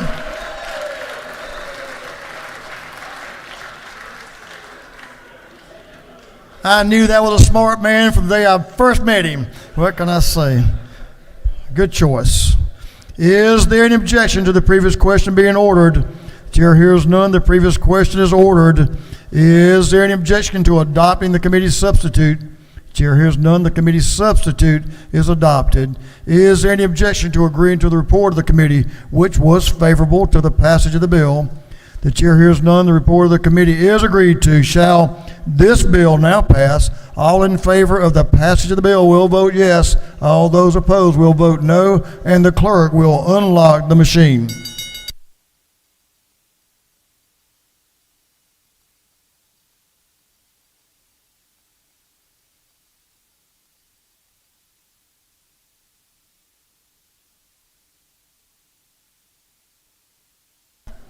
Have all members voted?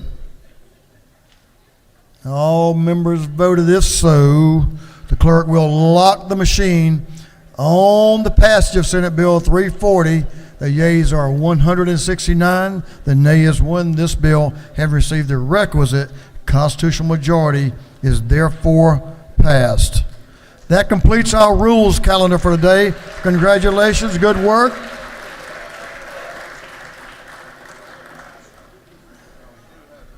Your predecessors would be proud of you. No doubt about that. For what purpose, Representative Bonner rise?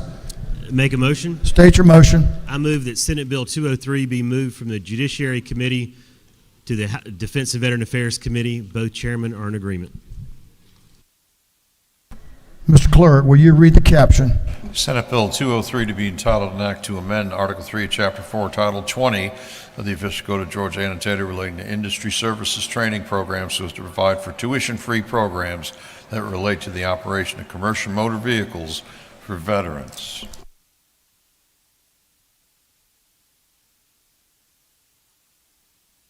On the gentleman's motion that Senate Bill 203 be withdrawn from the Judiciary Committee and recommitted to Defense and Veteran Affairs Committee, is there objection? Hearing none, it is so ordered.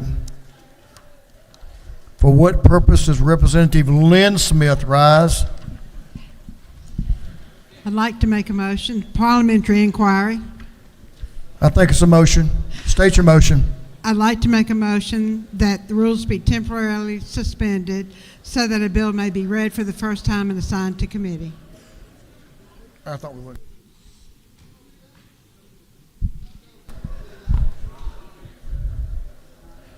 Okay. Mr. Clerk, will you read the caption? An unnumbered House resolution creating the House Study Committee on Navigable Streams and Related Matters. On the lady's motion that the rules of this House be temporarily suspended so a bill can be read for the first time and assigned to committee, is there objection? Hearing none. Natural Resources and Environment.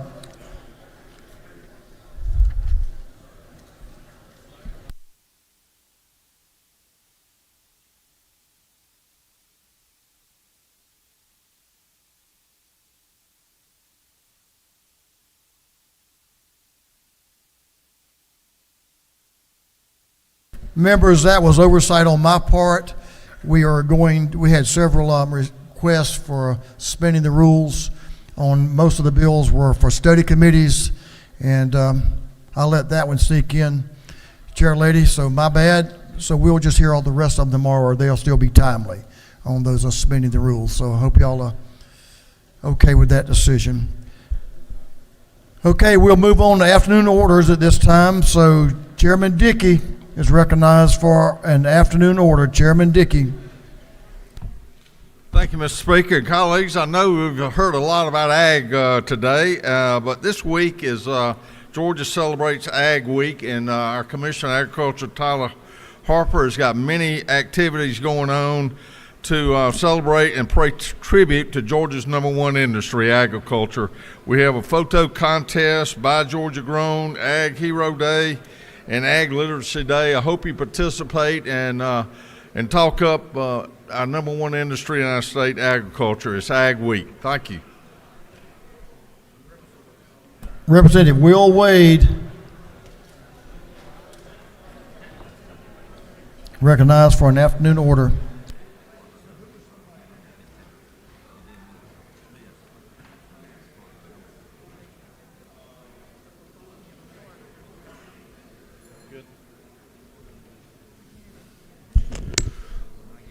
Thank you, Mr. Speaker. I just want to announce history that has been made in District 9 in Dahlonega, Georgia. The University of North Georgia men's basketball team are region champs. They punched their ticket for the first time in program history, NCAA Division II.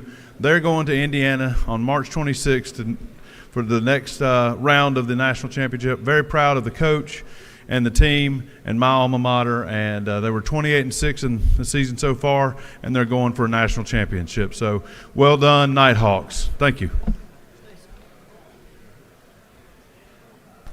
Chairman Knight, Representative Nulowitz, the Spalding Griffin delegation, welcome to the well. Thank you, Mr. Chairman. Hold just 1 second. Let Representative Nulowitz get up here with you. Thank you. Hello. Thank you, Mr. Chairman. There was a House resolution that we put in the other day, and again, it's a bipartisan resolution, but this is dealing with something that's very near and dear to our heart, not only from Terry and I as co-chair of the Georgia-Japanese Legislative Caucus, and again, you've heard us up here many times. Japan is one of our largest trade partners in Georgia, and quite frankly, one of our best strategic allies in the world, but they invest in Georgia. And particularly, there's a company called Renai. How many people have a tankless water heater? I do. You love them, don't you? They are awesome. We had a house full of people this weekend. Yeah, it's great. But here's what's going on. The Department of Energy. This is important. The Department of Energy has proposed new efficiency regulations. And quite frankly, I have the Renai plant that's about 4 miles from my home. That Renai plant serves North America and Canada. It is the Renai plant that is making tankless water heaters. Josh has their headquarters next door in Peachtree City. They have invested significant money in Georgia, particularly our state, and they are supplying good Georgia jobs. The Department of Energy has come in and has placed unattainable energy standards and is basically will almost shut down the plant that was built 3 or 4 years ago in Georgia in our district. Quite frankly, it has to deal with the efficiency. Already these tankless water heaters are about 81% efficient. And they've basically taken that out, and they're allowing the tank hot water heaters, which have an efficiency, they're moving it up to a 0.63 to exist. We don't understand. This is not only bad for Georgia and our investment by our partners, but this is bad for Georgians, it's bad for consumers, and it's bad for the employees that have good jobs there in Georgia, and particularly with Renai. And they are world-renowned research, they're an efficient company, and they make some of the best products that are out there. We wanted to let you know about this resolution, and we need any help you can get to make sure that we address this with the Department of Energy and make sure that they try to change their regulations so that we don't shut down this plant. And quite frankly, I'll make one last comment. The tank heaters, the ones that have tanks, most of the majority of those tanks are made in China, and they are less efficient. It's going to put more of the pollutants in the air, and quite frankly, it's a disaster. I know Josh wanted to say something as far as the corporate headquarters in Peachtree City. Thank you, Mr. Chairman. Renai has been such a great corporate partner for us in our community in Peachtree City. We are calling today, not only through our presence here at the well, but through this resolution, we're calling on our House and Senate delegation to engage at the federal level to help resolve this issue. We were very disappointed to find out today that the calls by the leadership of Renai to our Senate delegation have gone unanswered. And so we are calling upon our 2 U.S. senators to step up and engage in this issue and protect a Georgia company. Thank you, Mr. Speaker. Thank you. Thank y'all. Thank you for the information. We appreciate it. Representative Al, you're recognized for an afternoon order. Give the lady your attention, please. Good afternoon. It's that special time of year again. We are announcing our second Gold Dome blood drive will be tomorrow between 8 a.m. and 5 p.m., so basically all day, outside the Capitol between this building and the CLOB. I know it's late in session, and people are like, I don't want to give blood because I don't want to feel bad because it's almost sine die. If I can give you a piece of advice, that morning that you're intending to give blood, and you can certainly walk in, you don't need to make an appointment, walk in tomorrow, eat breakfast. If you drink coffee, drink your coffee that morning, that's fine. Before you go in, drink 2 bottles of water. After you give blood, they're going to give you snacks, they're going to give you Gatorade. Drink the Gatorade they give you and eat the snack, and you're going to feel fine. If I can do it, you can do it. I know many people may not be able to give blood because of medical reasons or because of fasting for Ramadan or because of travel history. That's okay. Don't feel guilty. What you need to do is find someone else, find a friend, find 2 friends, find 3 friends, and ask them to give for you. Thank you so much. Let's break another record this time around, and I yield the well.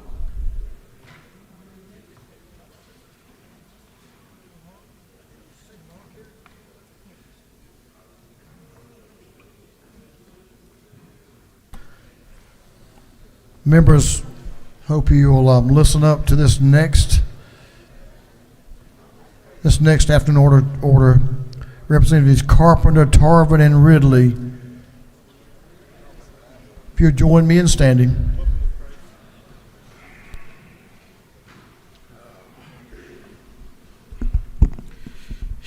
Man, we hate to come to the well again for stuff, but our community lost an icon on Monday. Jane Peoples Stanfield passed away pretty abruptly. She found out she had cancer in January, and she passed away on Monday. Daughter of Shelby Peoples, someone who was really involved in politics in our community, in our state, and in our nation. And it's just a really wonderful family. Was heavily involved in the hospital, heavily involved in the Alzheimer's Association, Dancing with the Stars, raised millions of dollars for both causes. So the family's grieving, the community's grieving, and we just want to ask for a moment of silence. Thank you, Speaker. We yield the will. Thank you. Our sympathy goes out to the family. That concludes our afternoon orders.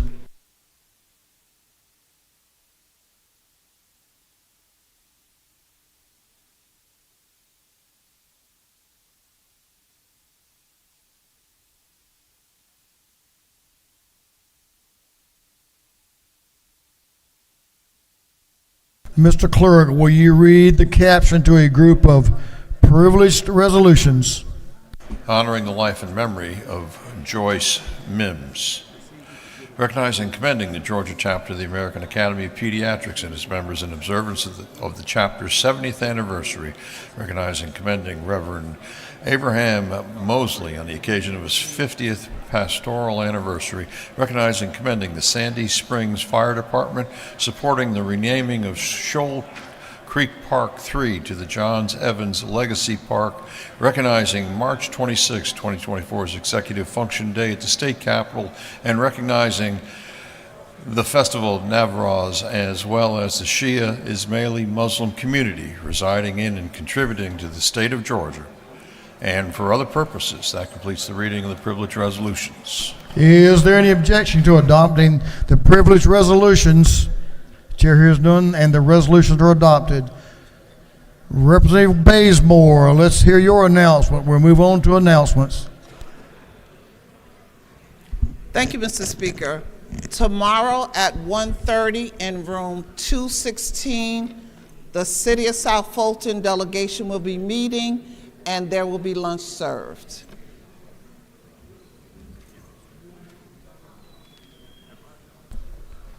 Chair Lady Lynn Smith is recognized for an announcement.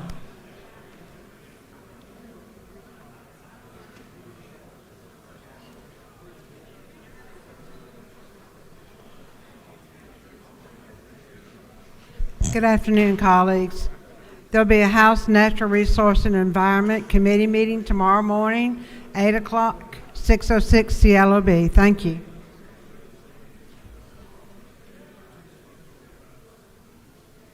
Chairman Todd Jones is recognized for an announcement. Thank you, Mr. Speaker. Members of the TII committee, we will be meeting at 3:15 and 406. We will be taking up a bill. Thank you.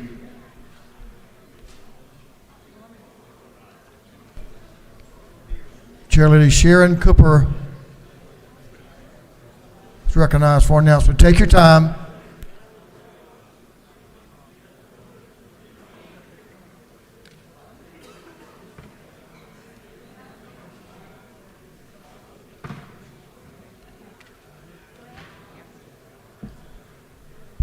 Thank you, Mr. Speaker. Members of the Public Health and Community Committee, we will be meeting as soon as we finish here. We are lucky we have room 403 upstairs. There's one bill on the committee. It will not hold you long if we can get if we have a quorum, and then you can go on to other meetings. So as soon as we can get upstairs to room 403. Thank you very much.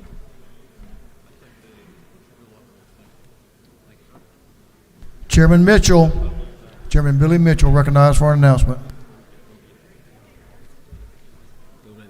Thank you, Mr. Speaker. The Democratic Caucus will meet tomorrow morning at 8 a.m. in room 605 in the CLOB. Breakfast will be served. Thank you, Mr. Speaker. Thank you, Mr. Chairman. Representative Hong is recognized for an announcement. Thank you, Mr. Speaker. Judiciary Hong Subcommittee, Judiciary Non-Civil Hong Subcommittee will meet at 3:30, and then we will have the full Judiciary Non-Civil Committee 15 minutes after the subcommittee. Thank you.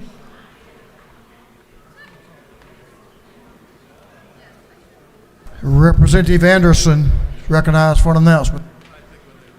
Thank you, Mr. Speaker. House Governmental Affairs will meet at 3:30 in CLOB 606. 3:30 and 606. Thank you. Chairman Saines is recognized for an announcement. Thank you, Mr. Speaker. Special Rules will meet for a quick meeting in 406 at 4 o'clock today for 2 bills.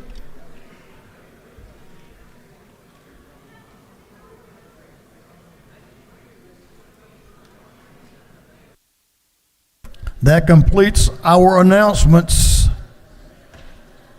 Let me talk to you a little bit about the posture of the Senate, because I know that they have committee meetings and rules that we need to be on top of this afternoon. So they're going. So they think they will complete their work around 4 p.m. And of course, their rules meets immediately upon adjournment.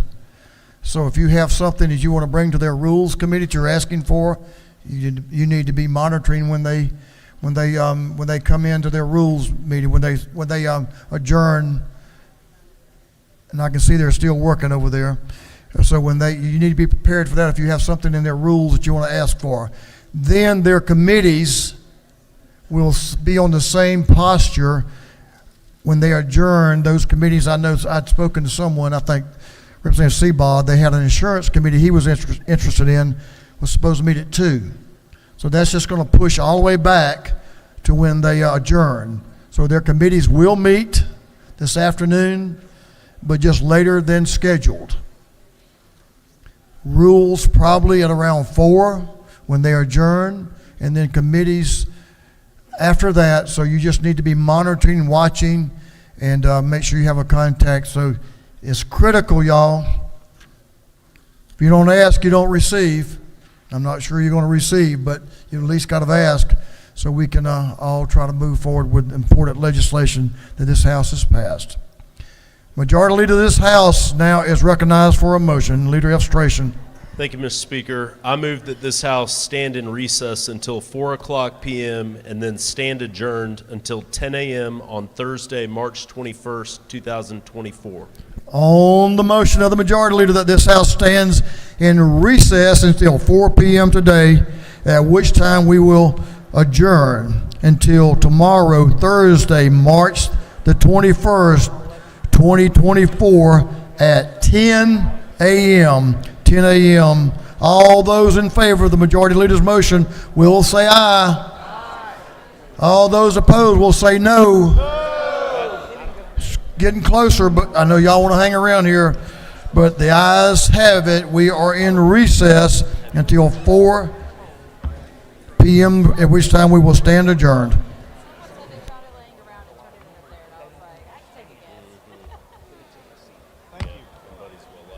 Hey, real quick.